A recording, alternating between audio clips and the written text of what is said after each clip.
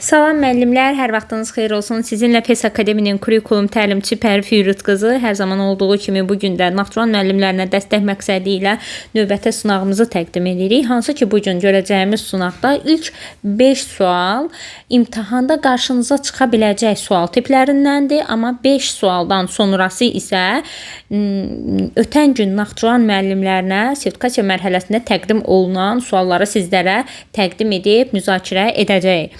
Və müəllimlər, izaha keçməmişdən öncə istərdim kursumuzun nömrəsini sizlərə xatırlatma edeyim. Dərslərimiz haqqında ətraflı şəkildə məlumat əldə etmək istəyirsinizsə 055 527 25 99 nömrəsinə yaza bilərsiniz. Gəlin, vaxt itirmədən keçid edək sualımıza və ilk sualda bizə cədvələ əsasən uyğunluğu istəyir. Doğrudan doğru, yanlışdan yanlış.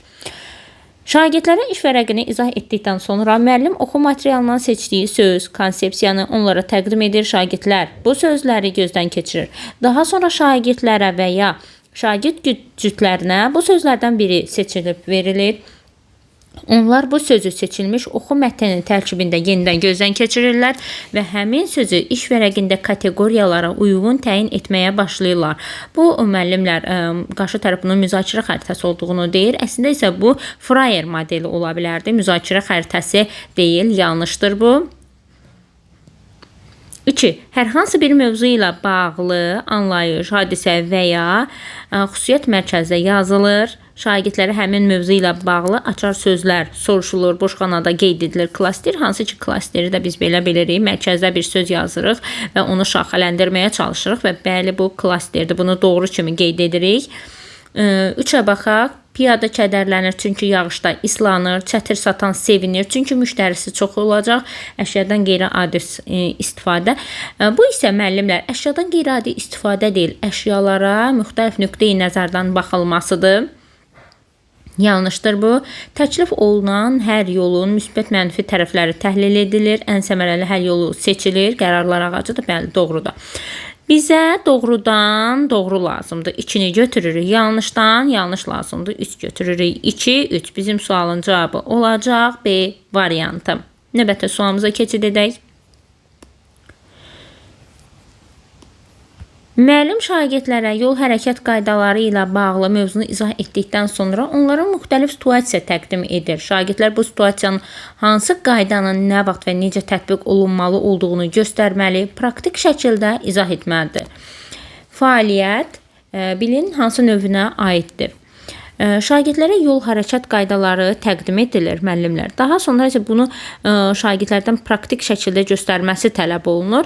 Burada isə biz deyə bilərik ki, bu konseptual biliyə əsaslanır. Yəni bu sualın cavabı olacaqdır konseptual bilik. Nəyə görə müəllimlər? Çünki burada uşaq qaydanı necə, nə vaxt tətbiq olunmağını göstərməlidir, praktik şəkildə izah verilməlidirsə, bu konseptual biliyə əsaslanmış olur.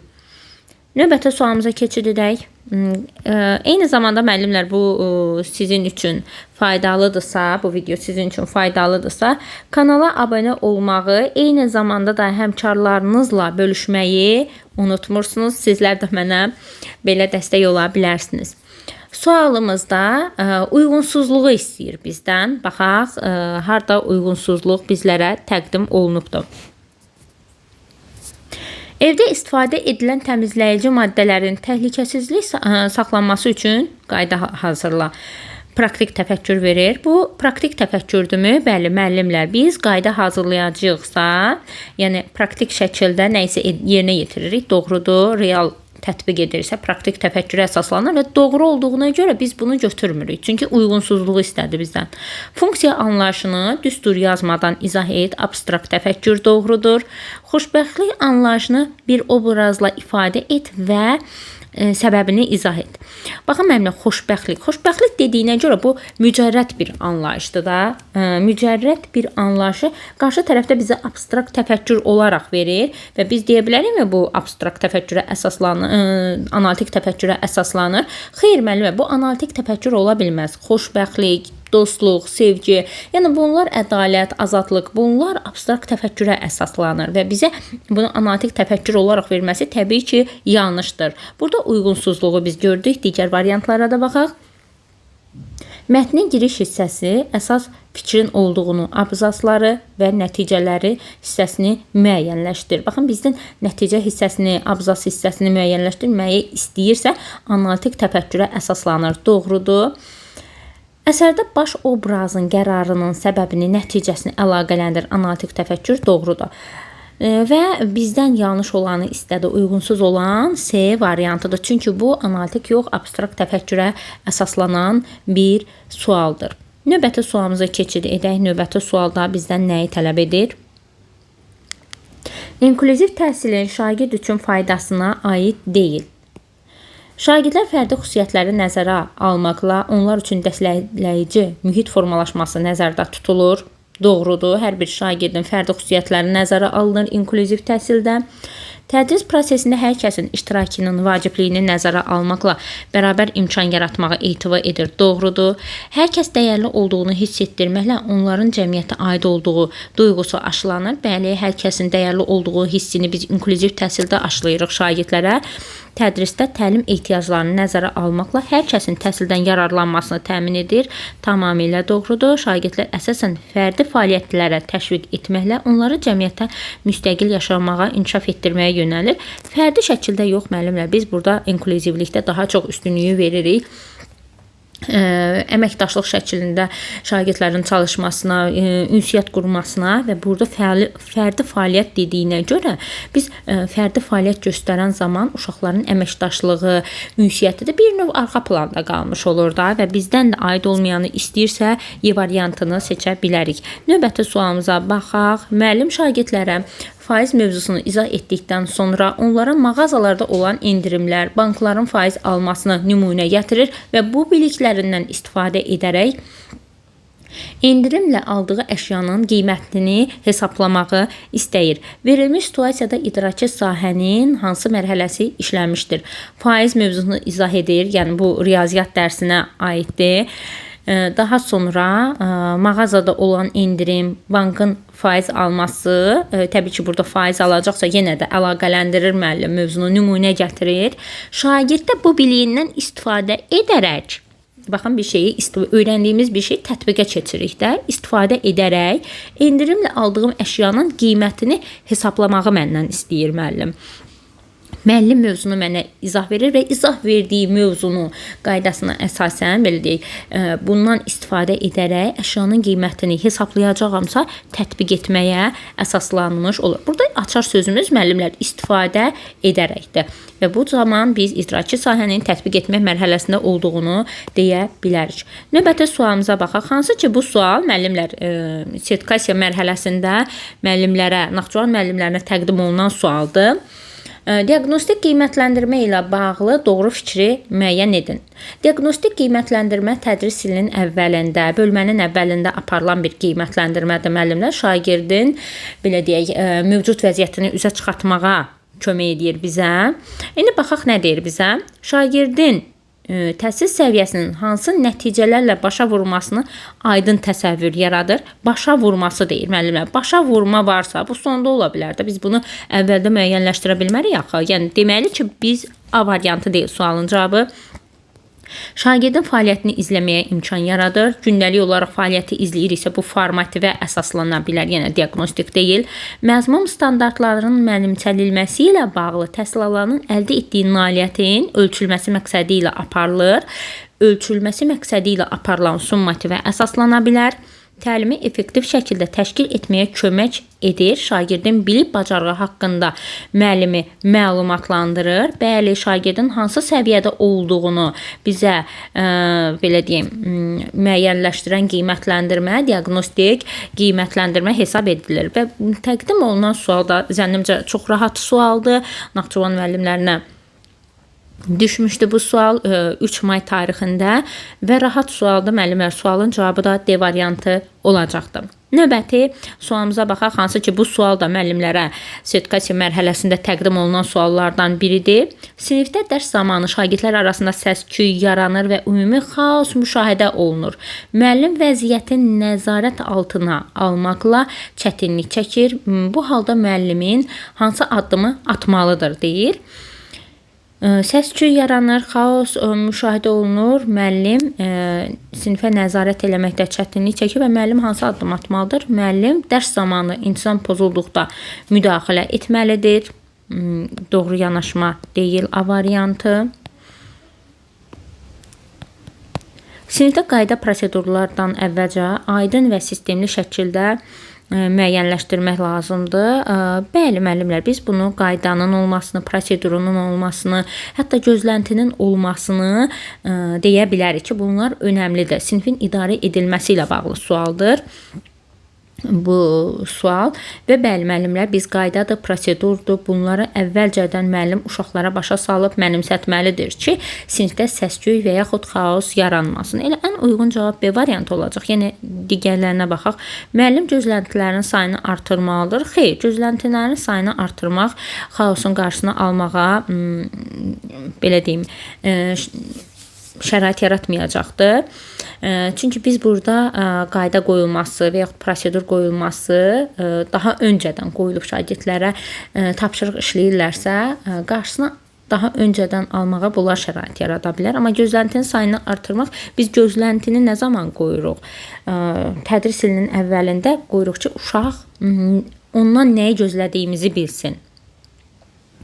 Müəllim dərs zamanı bütün şagirdin maraq və tələbatlarını nəzərə almalıdır. Yenə də burada xaosa kömək edəcəkmi? Xeyr, bu xaosun qarşısını almayacaqdır. Müəllim şagirdin dərsə cəlb etməyə maraqlı olmalıdır. Yenə də burada müəllimlər qayda və prosedur daha öndə olmalı idi bizim üçün sinifin idarə edilməsi ilə bağlı təqdim olunan sualda. Cavab olacaq B variantı.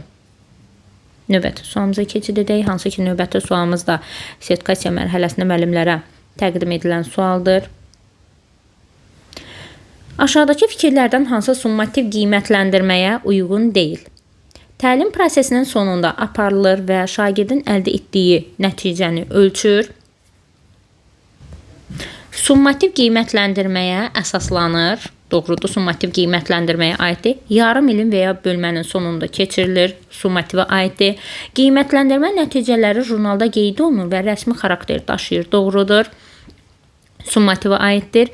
Şagirdin mövcud vəziyyəti müəyyən edərək təlimi planlaşdırmağa şərait yaradır. Bu diaqnostik qiymətləndirməyə əsaslanır. Şagird təlim fəaliyyətinin nəticəsində müəllim və məktəb rəhbərliyi tərəfindən ölçülür. Doğrudur. Bu da summativə əsaslanan sualdır. Ancaq müəllimlər D variantı isə diaqnostik qiymətləndirməyə əsaslandığına görə biz bunu doğru hesab edə bilmərik. Cavabımız olacaqdır D variantı. Növbəti suala baxaq. Verilmiş mətni oxuyun. Mətnin əsas ideyasını müəyyənləşdirin. Öz mövqeyinizi əsaslandırın. Tapşırıq. Bulumun idrak taksonomiyasının hansı mərhələsinə uyğundur deyir bizə. Mətnin əsas ideyasını müəyyənləşdirməyimiz və öz mövqeyimizi əsaslandırırsa, mən burada arqument gətirəcəm, öz fikirlərimi irəli sürəcəmsə, idrak taksonomiyasına görə bu dəyərləndirmək mərhələsi hesab edilir. Cavab olacaq C variantı. Növbəti sualımıza keçid edək. Naxçıvan müəllimlərinə təqdim olunan növbəti sualımız. Sinifdə yeni şagird gəlib, bir neçə şagird onun danışıq tərzi və görünüşünü bəyənmir və ona gülürlər. Müəllim vəziyyəti müşahidə edir və dərsin gedişində bu halın təkrarlandığını görür. Bu vəziyyətdə müəllim hansı addımı atmalıdır? Dərsi dayandırmadan sərt xəbərdarlıq edilməlidir. Doğru yanaşma deyil. Müəllim sinifdə empatiya, hörmət, müxtəlifliyə münasibət mövzusunda müzakirə təşkil etməklə şagirdlə fərdi danışmaq olar. Bəli, müəllimlər, bu müəllim-şagird münasibətinə əsaslanan sualdır və doğru olaraq biz şagirdlərdə empatiya hissini formalaşdırırıq. Məsəl üçün, həmin uşağın yerinə sən ola bilərdin, özünü necə hiss edərdin? Bu tipdə suallar verərək uşaqlarda empatiyanı, hörməti, qarşılıqlı hörməti formalaşdıra bilərik. Fərdi şəkildə danışmaqla təbii ki. C variantına da baxaq. Yeni şagirdi qorumaq məqsədi ilə onu sinif daxilində daha az ünsiyyət tələb edən fəaliyyətlərə yönləndirməlidir. Bu da uyğun variant deyil. Problemi böyütməmək üçün ilk mərhələdə müdaxilə etməmək və vəziyyəti təbii şəkildə həll olunmasını gözləmək lazımdır. Biz bu hala ciddi yanaşmasaq, bir müddətdən sonra həmin uşağın sinifdə bullyingə məruz qaldığını görə bilərik. Ona görə doğru yanaşma deyil. Yalnız qaydanı pozan şagirdlər cəzalandırmaq və valideyn icrası etmək lazımdır. Yenə bu da doğru yanaşma deyil. Ən uyğun variant B variantı variantı olacaqdır müəllimlər. Növbəti sualımıza baxaq. Verilmiş düstura əsasən katetləri 3 sm və 4 sm olan düzbucaqlı 3 bucağın hipotenuzunu tapın. Riyaziyyat dərsinə aid olan bir tapşırıq verib. Bizdən də bulumun idra taksonomiyasının hansı mərhələsinə uyğun olduğunu soruşur. Düstura əsasən deyir. Bizim burada açar sözümüz nə olur müəllimlər? Düstura əsasən, bunu hansı ki sizlərlə dərsimizdə dəfələrlə demişik. Düstura əsasən şagirddən bir şey tələb edirsə, bu anlamaq mərhələsinə əsaslanmış olur. Şagird düsturu bilir və qaydanı bilir yazırsa, bu halda biz anlamaq mərhələsinin aid olacaqdır. Yəni Bloom taksonomiyasının anlamaq mərhələsinə əsaslanmış olur bu sual. Növbəti 12-ci suala baxaq. Siz Python proqramının içərisində ədədləri cəmləyib və ədədi ortanı hesablayacaqsınız. Verilmiş situasiyada hansı inteqrasiya istifadə olunmuşdur? Python proqramı müəllimlər informatika fənninə aid olan bir mövzudur.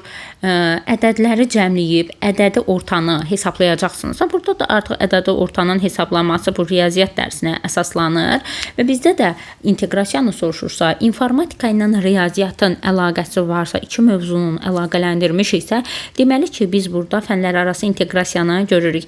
Fənn üstü və yaxud fənn daxili inteqrasiya burada varmı? Xeyr müəllimlər, yoxdur və sualın cavabı yalnız fənlər arası inteqrasiyaya əsaslanmış olur.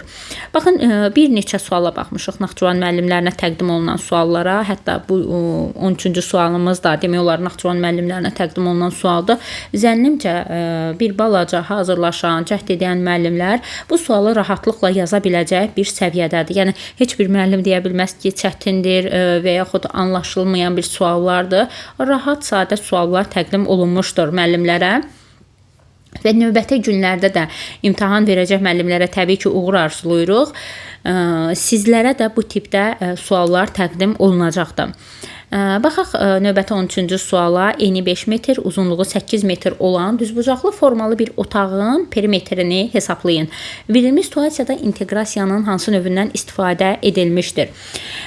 Burada müəllimlər sırf riyaziyyat fənninə aid olan bir sualdır. Yəni burada əlaqə varmı digər fənlərlə? Xeyr, yoxdur. Həyatla əlaqə varmı? Yenə yoxdur. Amma eni 5 metr, uzunluğu 8 metr olan düzbucaqlı formalı bir otağın perimetrini hesablayacaqsa, biz burada fəndaxili inteqrasiyanın olduğunu deyə bilərik və bu sualın cavabı yalnız fəndaxili inteqrasiyaya əsaslanmış olur. Güman edirəm suallar sizin aydın oldu. Kanala abunə olmağı, həmkarlarınızla bölüşməyi unutmursunuz. Sağ olun, salamat qalın. Hər birinizlə də Naxçıvan müəllimlərinin növbəti günlərdə imtahan verəcək müəllimlərinin hər birinə uğur arzu edirəm. İnşallah ki, imtahandan yaxşı şəkildə, yaxşı formada çıxarsınız və Allah heç birinizin əziyyətini yerdə qoymasın. Sağ olun, salamat qalın.